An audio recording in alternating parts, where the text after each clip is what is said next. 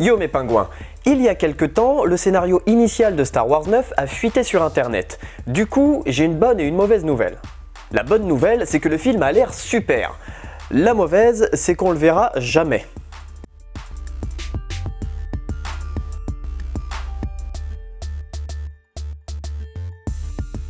Comme je le disais, nous avons eu, il y a très peu de temps, une révélation énorme à propos de Star Wars 9.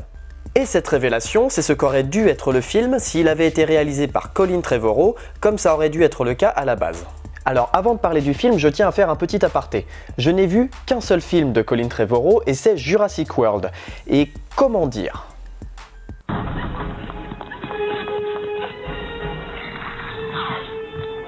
Donc quand j'ai appris qu'il allait réaliser Star Wars 9, j'étais légèrement déçu. Mais très rapidement, Colin Trevorrow s'est fait virer, et du coup, j'étais comme ça. C'est bon, il a été remplacé. Oh, Dieu merci. C'est qui le remplaçant ? J.J. Abrams, je crois. Oh. Sauf que voilà, Star Wars 9 est sorti, et même si mon avis reste globalement positif, il faut admettre que le film est très imparfait. Et c'est là que débarque la version initiale de Star Wars 9, à savoir celle prévue par Colin Trevorrow. Du coup, voyons ce que ça donne. Déjà, le film était censé s'intituler Duel of the Fates. Subtile référence à l'épisode 1, ainsi qu'à la musique qui accompagne le duel final contre Dark Maul. Et en plus du titre, nous avons eu le droit à des indications scénaristiques, ainsi qu'à des concept art tout bonnement magnifiques. Concernant Rey, on avait enfin le droit au double sabre laser, qui aurait dû être son sabre. C'était évident, c'était ce que tout le monde attendait pour ce personnage depuis l'épisode 7. On a également le droit à Rey et à son double sabre laser dans un face-à-face épique contre Kylo Ren. Et en parlant de Kylo Ren, le personnage aurait eu le droit à un développement plutôt sympa. Celui-ci aurait dû se confronter au fantôme symbolique de Dark Vador, à celui de Luke et même à Tor Valum, l'ancien maître de Palpatine. Côté planète, on aurait retrouvé Mustafar avec le château de Dark Vador, mais aussi et surtout Coruscant. Oui, Coruscant. Bordel, on aurait enfin eu le droit à un peu de contexte. Parce que c'est le problème numéro 1 de cette dernière trilogie. On ne sait rien de l'état politique de la galaxie. Pour savoir ce qui s'est passé entre les épisodes 6 et 7, il faut lire les bouquins de l'univers étendu. Il n'y avait pas besoin de passer 12 heures au Sénat comme dans l'épisode 1, on aurait juste pu expliquer ce qui s'est passé entre les épisodes 6 et 7 dans le bandeau déroulant de l'épisode 7. Vous savez, le fameux bandeau qui est censé expliquer le contexte. Apparemment, on aurait aussi eu le droit à des exécutions publiques pour montrer la cruauté du Premier Ordre, ainsi qu'à une bataille finale sur Coruscant. Et ça aurait eu tellement de sens de terminer la guerre sur cette planète. D'ailleurs, toujours sur Coruscant, on a pu découvrir ce magnifique concept art du général Hux, devenu chancelier, et en train de faire seppuku avec un sabre laser lorsqu'il comprend que la guerre est perdue. Vous vous rendez compte ?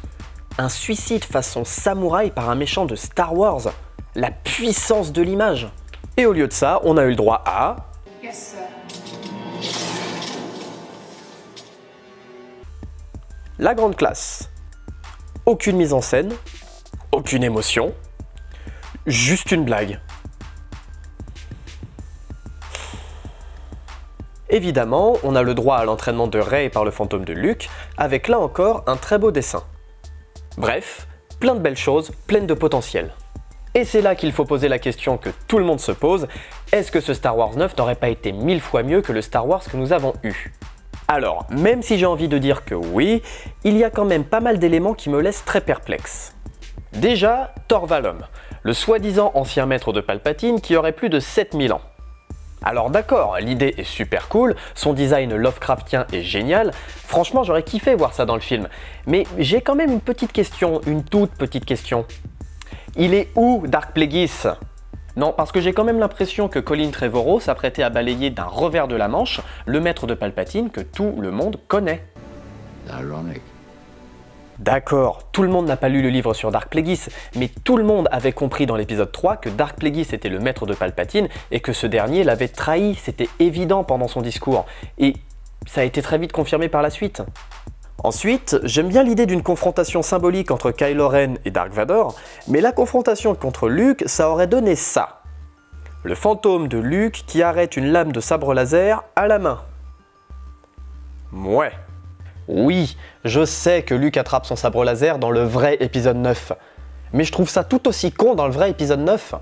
Et toujours dans les trucs pas ouf, il faut noter une chose très importante, c'est que le principe de l'épisode 9 façon Trevorrow aurait été exactement le même que celui façon Abrams. Un scénario MacGuffin. Si on résume très grossièrement, le scénario MacGuffin c'est le fait de courir après un objet. Objet qui nous servira par la suite à faire avancer l'histoire. Certes, les raisons n'auraient pas été exactement les mêmes et les péripéties auraient été différentes, mais le principe de base est le même. On court après un objet dans l'espoir de faire tomber le premier ordre. Par contre, le lieu de cet artefact aurait été 1000 fois plus intéressant que dans le film d'Abrams, puisqu'il était censé se trouver dans le temple Jedi, sur Coruscant. Et reconquérir le temple Jedi dans l'épisode censé conclure la saga, ça aurait quand même été un symbole très fort. D'ailleurs, il faut bien l'admettre, la fin de Star Wars 9 par Colin Trevorrow semblait absolument nickel. Apparemment, Rey devait s'exiler sur une planète inconnue afin de former une nouvelle génération de Jedi. Et parmi ces nouvelles recrues, on aurait dû retrouver le gamin qu'on voit à la fin de l'épisode 8, ce qui aurait été une très belle conclusion, pleine d'espoir pour l'avenir. Au lieu d'une conclusion entièrement tournée vers le passé. Parce qu'au fond, c'est ça le problème des Star Wars réalisés par J.J. Abrams. Les deux films sont tournés vers le passé au lieu d'avoir foi en l'avenir. Du coup, est-ce que ce Star Wars 9 aurait été vraiment meilleur ? C'est pas sûr. Mais j'ai quand même bien l'impression que les messages auraient été beaucoup plus marqués et la mise en scène beaucoup plus ambitieuse.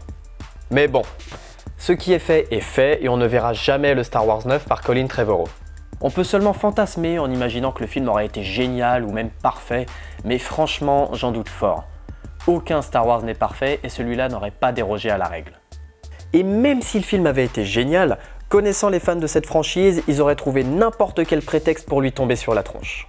Et vous alors ? Est-ce que vous pensez que cette version alternative aurait été meilleure ? Dites-le moi dans les commentaires, avec vos arguments bien sûr, je suis curieux de connaître votre avis. Et en parlant de commentaires, ceux de ma vidéo sur Star Wars 9 ont été désactivés, je ne sais pas pour quelle raison. Du coup, je suis en train d'essayer de les remettre en place, on verra si j'y arrive. En attendant, pensez à bien vous abonner, à liker et à commenter si vous en avez envie. Et d'ici la prochaine vidéo, je vous fais plein de bisous mes pingouins. Ciao!